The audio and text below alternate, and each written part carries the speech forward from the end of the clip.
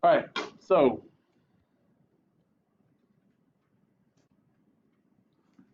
we are having a quiz Friday. The quiz is over the stuff we've been learning. Okay. Uh, we have the triangle congruence assignment that's due. Okay, the one you've been working on the last couple of days. And today we're doing triangle congruence extensions, which I will explain, but it's kind of like some of the stuff we're showing here on the warm-up. So on the warm-up, you'll notice they're saying what is missing, what additional information is required in order to know that the triangles are congruent for the reason given. Okay? Now, looking at 1 and 2, do you see how both of these are touching, right? This one's touching here, this one's touching here. So let's label it with tick marks, okay?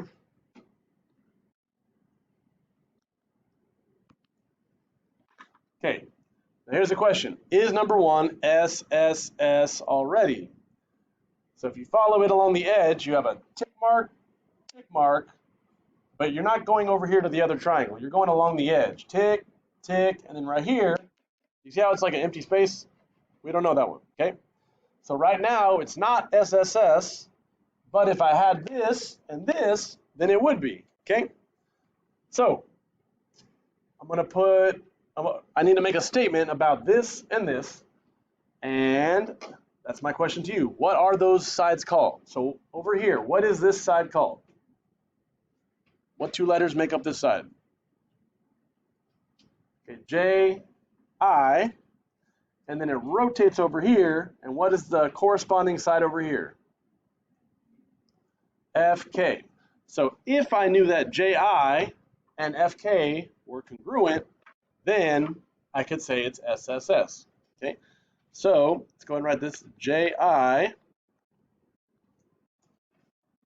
and FK. Okay, if those were congruent, then it would be SSS. Cool?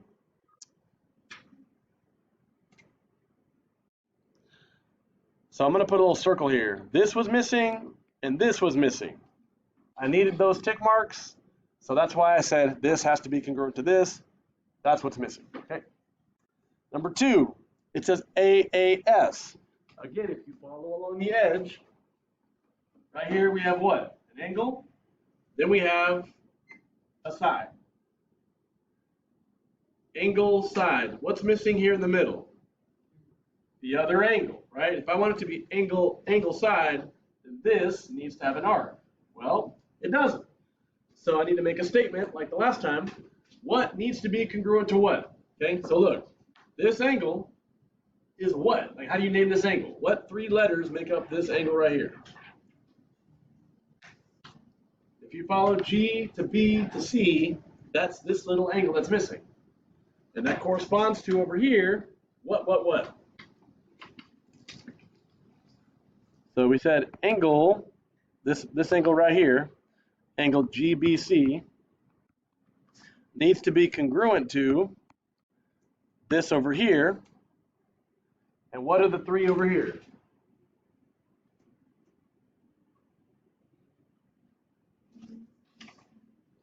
ACB, okay?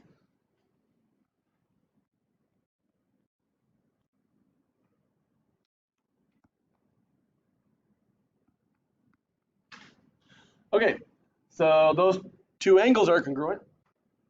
If those 2 angles are congruent, I should say, then it would prove AAS. Okay? Stay with me. We have some short notes to do, one-sided, 6 problems. I'm going to show you how to do an extension problem.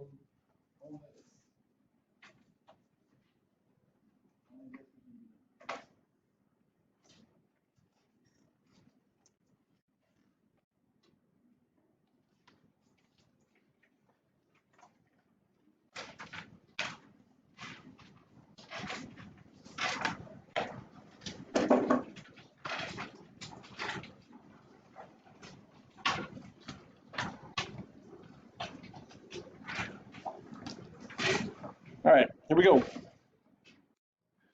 Here we go.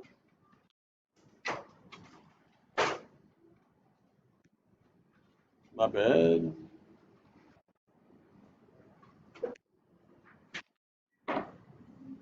There we go.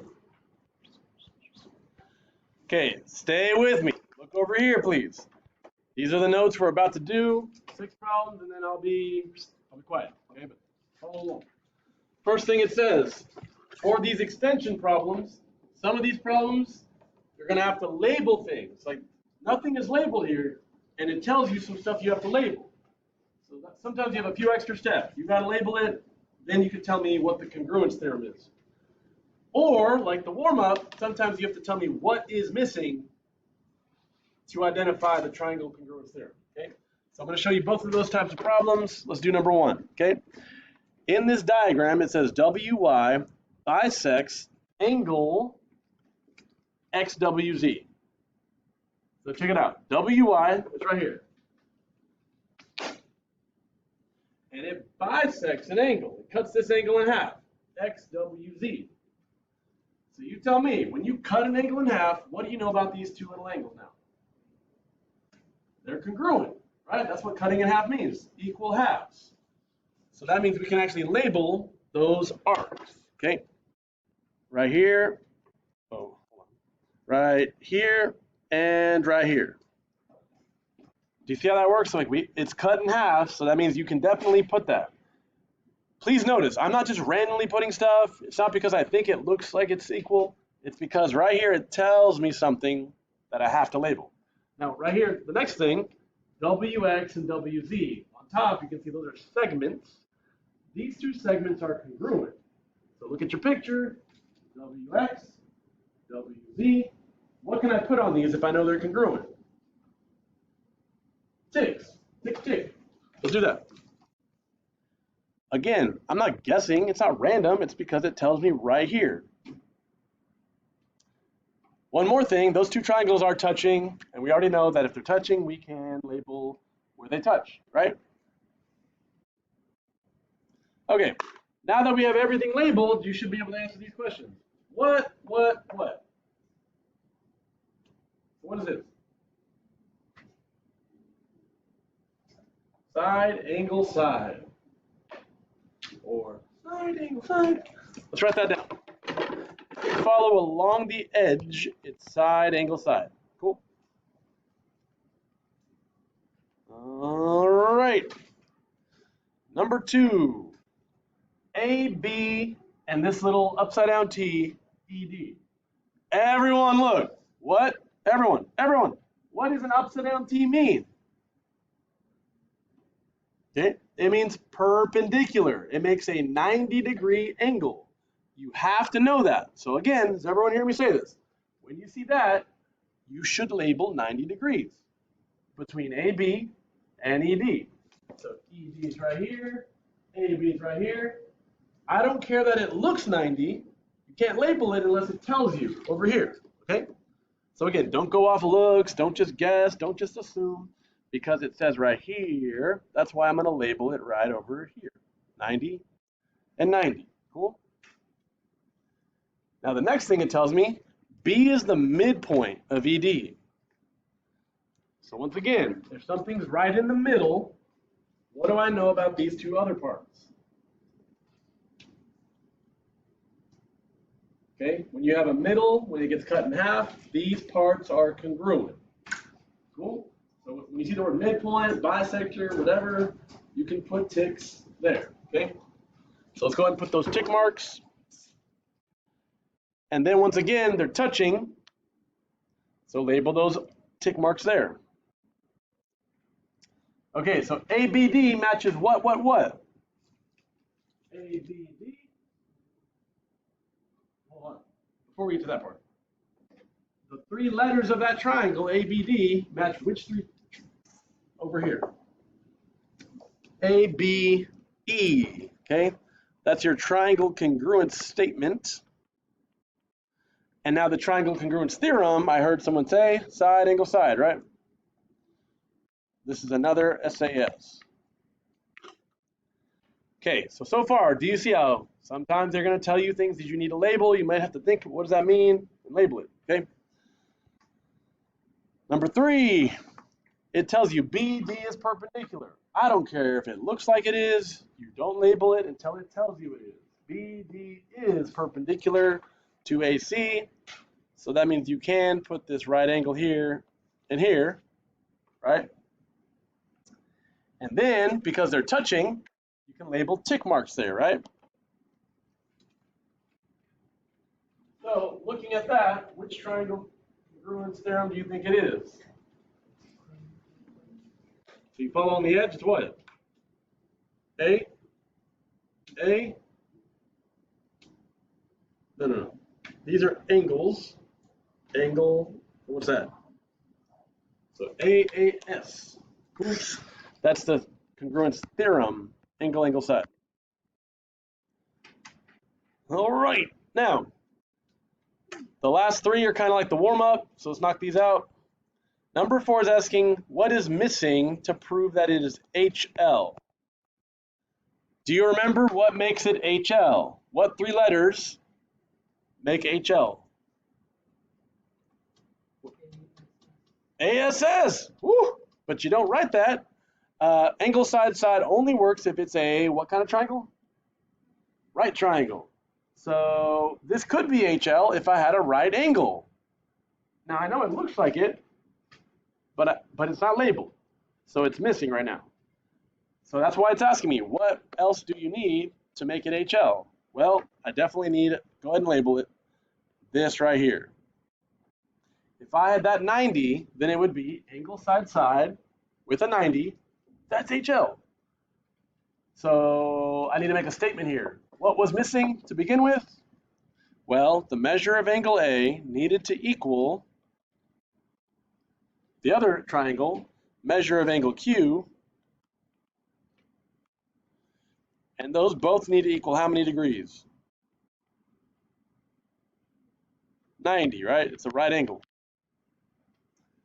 So A needs to equal Q, and they both need to equal 90, so that's one way you can write it. That's fine. Another way you could say is that DA and AE need to be perpendicular, RQ and QS need to be perpendicular, okay? What about number 5? They're touching, so go ahead and put tick marks. For number 5 to be HL, I need the right angle, angle side. So I have my side and my side, I'm missing the right angle. Again, it's not assumed, but I need it. So I need this angle D to be 90, I need the angle B to be 90. So you can write it similarly. The measure of angle D needs to equal the measure of angle B. Whoops. The measure of angle D needs to equal the measure of angle B, which needs to equal 90 degrees, okay?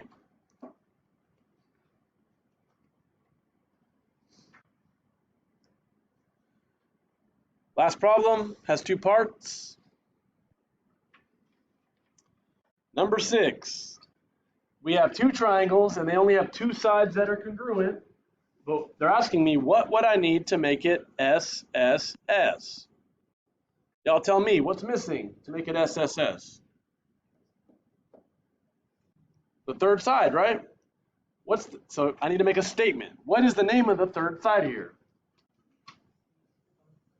CR needs to match what over here? ON, okay? So to make it SSS, CR needs to be congruent to ON, okay? Oh my gosh, erase. What the heck's going on here?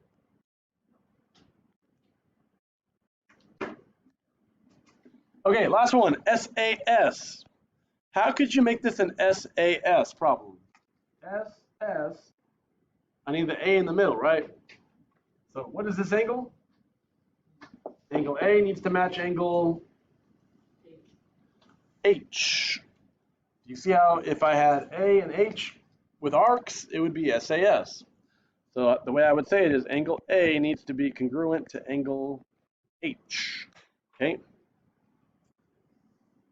Now, the assignment for this is one-sided. It's not 42 questions again, okay?